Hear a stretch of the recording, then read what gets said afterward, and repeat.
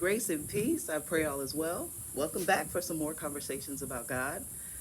Today I want to talk, it's kind of a rant today, really, just something that's been kind of bouncing around in my head for a few days. Um, so let's just jump right into it. Let's go to Hebrews chapter 3, verse 13. That's Hebrews chapter 3, verse 13. It says, "But exhort one another daily while it is called today, lest any of you be hardened through the deceitfulness of sin." So the definition of the word exhort is to strongly encourage or urge someone to do something. So where it says exhort one another daily is kind of the pat on the back. Keep going. Attaboy, keep going. Um, and where it says, "Lest any of you be hardened through the deceitfulness of sin," the deceitfulness of sin is the devil. He is the deceiver. And what he does is he lies to us about ourselves. He lies to us about how we feel about ourselves, what we think about ourselves, and it makes us hate ourselves. And once we hate ourselves, we're not going to do anything to change ourselves or to grow ourselves or to bring ourselves closer to God. So he puts that wedge between us and the Father. So the way to combat that is by exhorting one another daily. And that's what I want to do today. Just encouragement, pat on the back, keep going, keep running this race. Um, this life isn't easy. We'll just start there. This life is hard. I don't know what other words to use. There's plenty of other words I was thinking about in my head, but we'll just stick with the basics. This life is hard. This life is bittersweet. It is very bittersweet. Every part of this life is good and bad kind of mingled together. It's both. So to navigate it, some people get exhausted. They get worn out. Uh, Sadly, some people give up, and that's where you get people that unalive themselves. So there's all these different factors that go into living this life and being in this life, and just sometimes it hurts just to exist. Just so you feel tired. Sometimes you're really sad. You're really hurt. You're in a lot of pain, and the whole point of exhortation is to keep you going. When that battery gets low, you get that recharge, and so that's kind of what I want to do today. And in the exhortation is just talking to regular people. So, hello, regular people. I'm a regular people too. Let's discuss what it's like to be a regular people. Most of us have to work to pay bills. Most of us have to work to survive. And a lot of people work 2 jobs, 3 jobs. They work 17 hours at one job. They are breaking their back, their blood, sweat, and tears to work and get a paycheck. Is that fun? Does anyone like it? Does anyone actually like it? No, not really. Some people love their jobs, which is great, but for the most part, everybody is working to survive. That's really it. So I want to exhort just in that alone, that part of life called work. Nobody really likes to do it, but the fact that you still get up every day to do it, that's some strength in you. I mean, the strength comes from the Lord, but being able to get up every day and start each day anew, um, and keep pushing, that's a exhortation that I want to give you all. Um, just on that alone, hearing that alarm go off after you really haven't had enough sleep and knowing that you have to get up and start your day, it's hard and it takes a push. And just exhorting y'all who do that every day and who get up and work these jobs that are very unthankful. Um, I actually made a list. We just starting with work right now. I made a list of different roles and different jobs in society and in communities that I just want to shout out.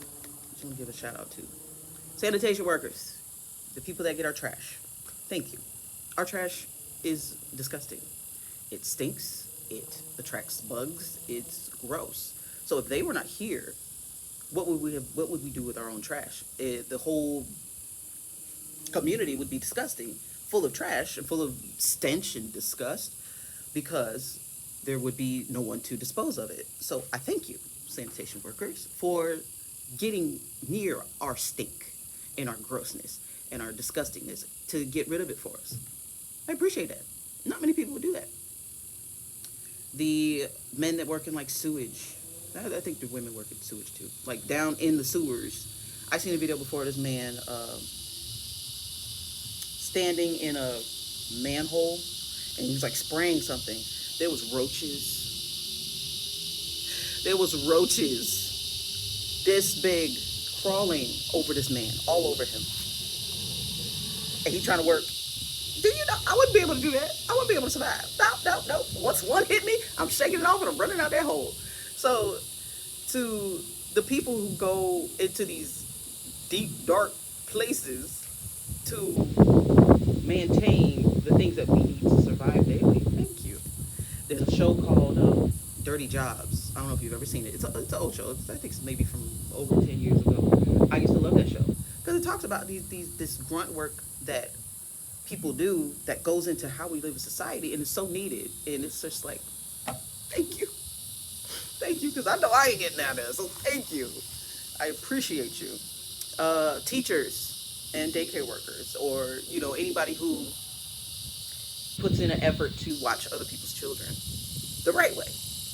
Let me say the right way, because there's been plenty of horror stories from bad teachers and bad daycares. I'm talking about the good ones. See, okay. Let me let the wind blow.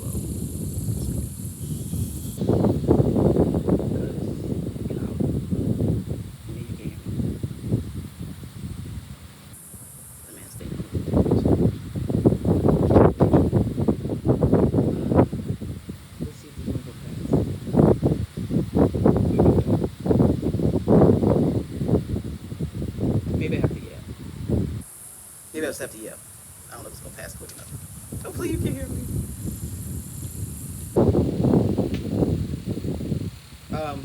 So teachers and daycare workers, like I said, the good ones, the ones that actually care about your children, the ones that actually care about their learning, their well-being, that actually love the children and pour into them. Thank you, because of you, we are able to go to work. Because of you, we are able to do whatever other things we have to do. If it's on the weekend or whatever, we can run errands. Just knowing that there's somebody we can trust our children with. Thank you. People that work at retail stores, clothing stores specifically, or not clothing stores specifically, but retail stores. Thank you, because if you be in a back room having to deal with stuff, you have to come out there and try to do your job and try to fold and face stuff and put everything where it's supposed to be, and then you get questions asked a million times as you're trying to do it. There's a video game called Night of the Consumers. It's funny because it's a horror game, but it's based on working at a grocery store. Just the things that you have to deal with. You're trying to focus on your job, but then you're getting asked questions, you're getting pulled left and right. People sometimes are just, some people suck. So they'll go in there, and they'll cause you problems on purpose. They'll make a mess on purpose, and then they'll just walk out and leave it and leave you to your work. So thank you. People in grocery stores, kind of the same thing. I kind of separated them, but they're pretty much the same thing. Just dealing with the everyday people that come in there with the everyday attitudes, and y'all always do it. And you have to put on a smile, and just deal with us and allow us to check out our food, make sure everything's organized. If there's not something there, you go check in the back. Mostly Publix. Walmart don't really do that. Some of them do, but y'all know how Walmart do. You get what you pay for. The services, you get what you pay for. But just thank you, because y'all are able to make it a great shopping experience whenever y'all are doing your job. Keeping everything stocked, keeping everything clean. I mean, even in all this, they be cleaning bathrooms.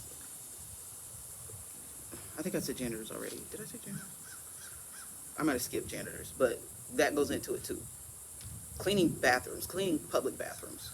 I don't even like to clean my own bathroom. And I'd like to think I'm pretty clean enough that I can clean up after myself. I can imagine cleaning up other people's disgust. And y'all have seen public bathrooms before. Some people look like they ain't got no home training. I'm like, how did you leave this bathroom like this? I've seen some disgusting stuff. So could you imagine if you just saw that disgusting stuff? Could you imagine if it was your job to clean that disgusting stuff? To go in there with gloves on and still have to touch people's excrements. all of the things that come out of their bodies. Could you imagine doing that every day? That is some grunt work. Thank you for that. People work at fast food. I worked at fast food for 4 years. Customer service positions. A lot of this as a whole, customer service positions. When you have to deal with people on a day to day while still doing your job. Working in fast food, you got to be quick. You got to move quick. People have attitudes. You got to still smile. Yes, sir. No, sir. Apologize. Try to get them their food fresh, but in the back you're trying to grunt, get all the food out. And trying to keep it all clean. There's a lot that goes into working at fast food, and like I said, the good ones, because we all ran across some bad ones too, that just don't do a good job at all. But I mean the good ones that make the experience pleasant. They try to give you hot food. They try to give you good service. They try to be sweet and kind. Thank you. Call centers. That's another big one for me. I used to work in call centers also for 5 years, well over 5 years, maybe 10 years. I don't even know. I don't feel like doing the math right now. I worked in call centers a lot too. Now, for me, call centers is the bottom of the list for me. Least favorite. I haven't worked in every industry, but working in a call center where you have to be on the phone, where somebody is gonna curse you out, talk to you like you a child, disrespect you, and you have to say yes, I'm sorry, I apologize. Yes, I apologize, and just keep saying sorry, and then try to offer them other stuff. That do something to you. That do something to you mentally. So for everybody that works in call centers, thank you. It's because of you that we are able to handle things and get things done when something's wrong on our account, or something ain't looking right, or the bill ain't looking right, something. It's because of y'all that we're able to do it. So thank you. And I know y'all put up with a lot of headache and a lot of stress, so thank you. Housekeepers.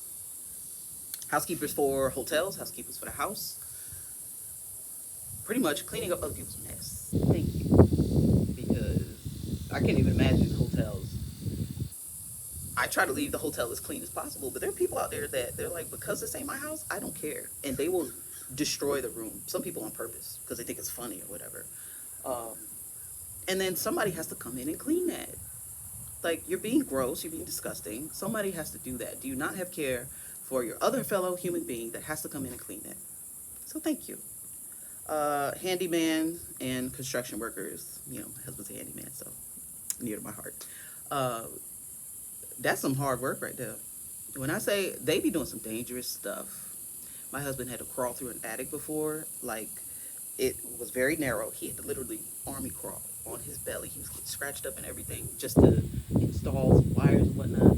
And they be handling heavy machinery, stuff that could fall on their head, stuff that could cut off fingers and limbs, and the stuff he do. I call myself his safety department, because I'm always like, where's all your safety gear? If it was up to me, he'd be working in a bubble or something. But that's some hard work. That's some dangerous stuff. I mean, you talking about closed-toe shoes for a reason, you're going to lose a toe. So thank you. It's because of y'all that stuff gets fixed, stuff gets built, stuff gets maintained, because y'all go in there and do the work for it. Thank you. Doctors and nurses, the good ones. This whole list is a comprehensive list of people that genuinely want to do their job, love to do their job. I'm not talking about people that have horrible bedside manner. I dealt with a doctor before that had horrible bedside manner. Ridiculous. People that don't really care about their job, they only want to do it for the money. That's not who I'm talking to. I'm talking to people that genuinely have a passion for it, genuinely love it, genuinely care to do the job. And some of these you might not necessarily have love for, because that's not your ending point. Maybe like fast food or retail. Maybe that's not where you see yourself, and that's just a stop on the journey. But the fact that you put in the effort to do a good job and you have a great work ethic. Thank you. So doctors and nurses, y'all, it's the Lord who keeps people alive, but he uses y'all hands to do it. So thank you for giving that part of yourself to loving and wanting to help other people. Their hard times, when they're sick, when we're at our lowest, sick, and we can't do for ourselves, y'all are there to help us. And then not only that, but they're good to the family also, because the family's in struggle. And so when you have a good doctor and a good nurse who care and have compassion, it makes the whole experience better for everybody. Now that's where I stopped on my list, but there's so much more I know that I missed. And if you know of any that you want to shout out, put that in the comments, of just appreciating the struggle of regular life, the struggle of we got these bills, just they be mounting up, and it's every month. It don't change. The bills just always kind of looming over your head. Emmanuel Hudson and his brother got this song called "Bill Collector." It's pretty funny, but just how it feels like it's like organized crime, and they coming to get their cut, and the pressure that you feel when the bills are due. I see you. I see you. You know, some people struggle to just put food on the table with the work that they do, especially now. Everything is so expensive. All the prices are rising, but the pay is not. So this gap is like, what are we supposed to do with this gap? Are y'all gonna do anything about it? So my exhortation is just for y'all to keep going, keep running the race. This life is hard, but the fact that you get up every day and you push to do the things that you got to do, to take care of your responsibilities, to take care of yourself, to take care of your family, it doesn't go unnoticed. God sees it all. And he sees our work. He sees our labor. Oh, there's a scripture. That's a scripture. Hold up. God is not unrighteous to. God is not unrighteous to forget your labors. King James Version. Hold on. Hebrews 6 and 10. Hebrews just a winner today, ain't it? Okay. Hebrews chapter 6, verse 10. For God is not unrighteous to forget your work and labor of love, which ye have showed toward his name, and that ye have ministered to the saints, and do minister. I almost thought it was a good shot or something. Which of course not, but why the door wouldn't slam like that? Anywho, let me read it again, I got lost. For God is not unrighteous to forget your work and labor of love, which ye have showed toward his name, and that ye have ministered to the saints and do minister. I chalk that up to you just walking with a good heart. Shout out to good people. Where y'all at? Where y'all at? Let me just, good people who want to live for the Lord, who want to walk in love in everything they do. So even your everyday life, bills paid, you know, financial stress, there's health stress, there's all these different stressors. God is not unrighteous to forget your work and your labor of love. He sees it. And he rewards you in ways maybe you've seen, maybe you haven't seen. But if you really take a scope of view at your life, you look at how God has blessed you with minor things. It could be that you didn't think you were going to be able to pay the light bill, and then all of a sudden you got the money to pay the light bill, or they give you an extension or something like that.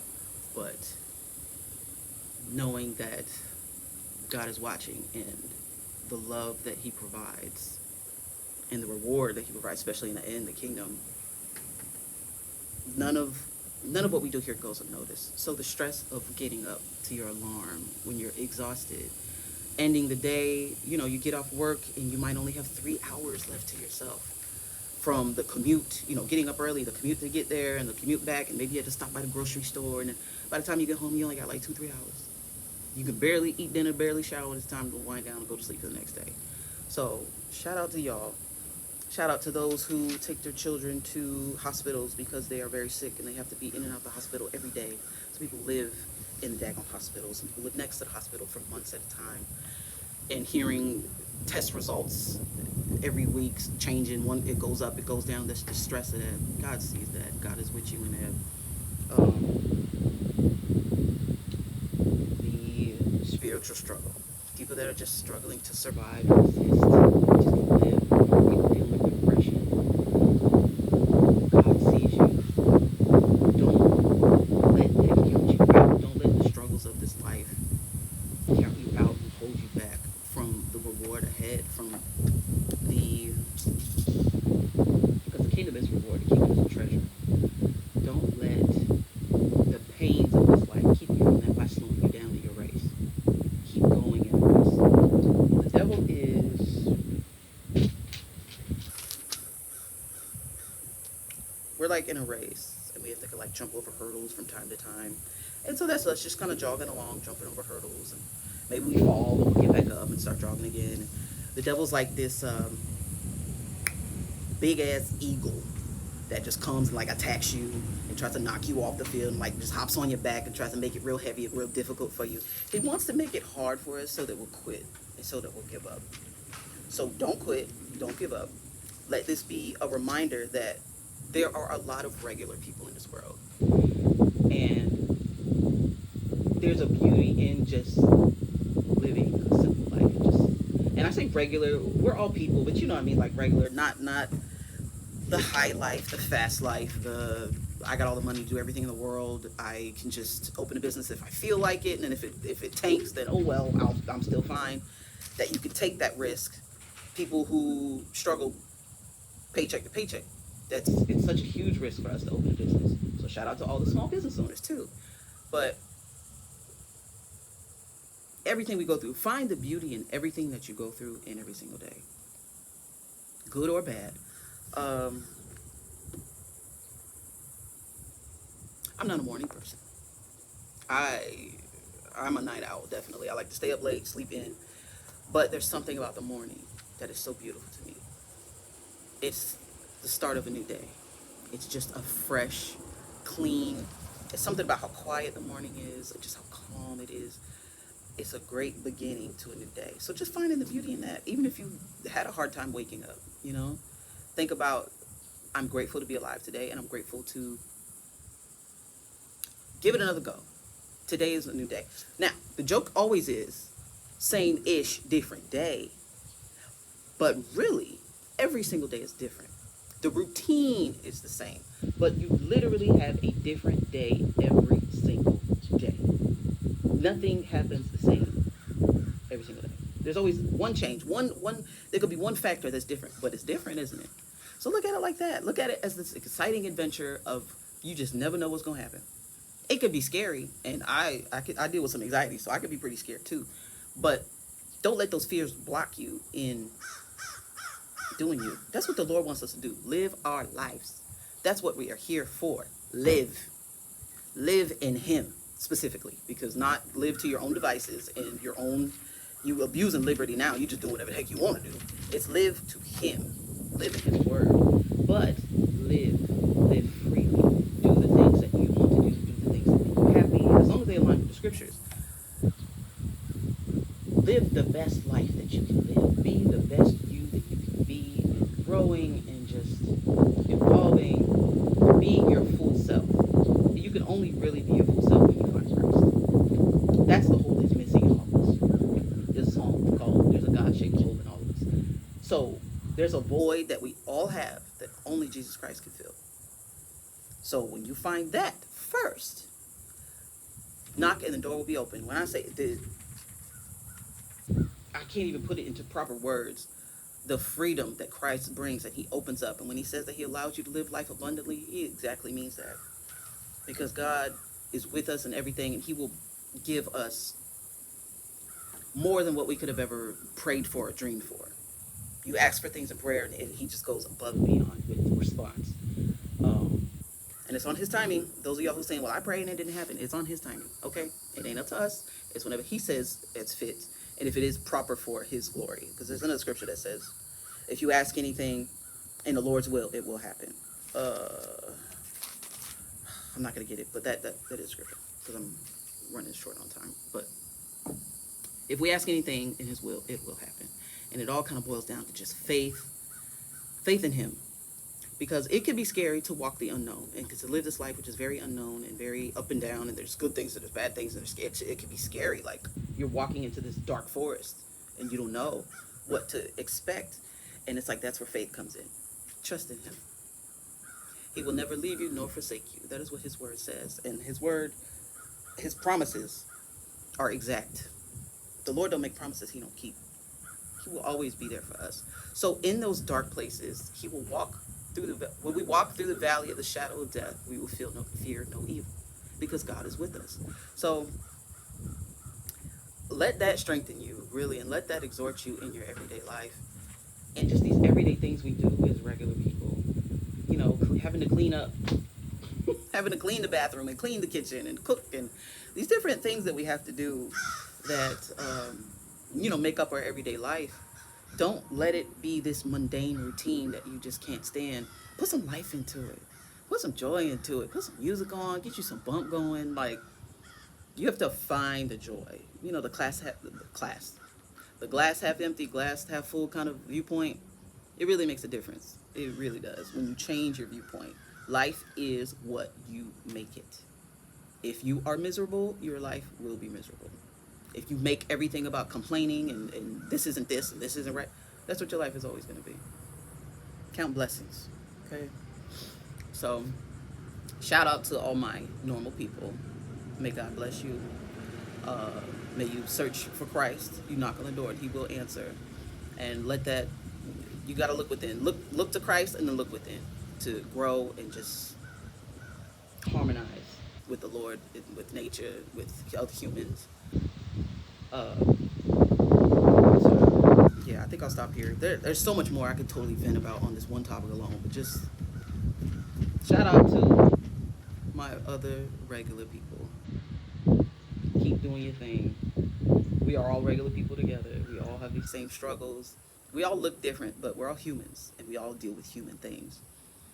I mean, even rich people. I feel bad. Rich people have a lot of family problems. They got the money, but they don't got the family. And poor people, we got the family, but not the money. So either way, there's a struggle. But in whatever struggle you have, follow the Lord. Let Him guide your steps, and just be free in Him and live in Him and live in the greatness and the glory of Him. Let Him guide you. Let Him fill you. And you will see how much brighter life is when you allow the Lord. So, I love you other normal people. And I pray all is well. And keep going on your day-to-day life and let this just be exhortation for you to just keep going. Grace and peace. I'll see y'all in the next one.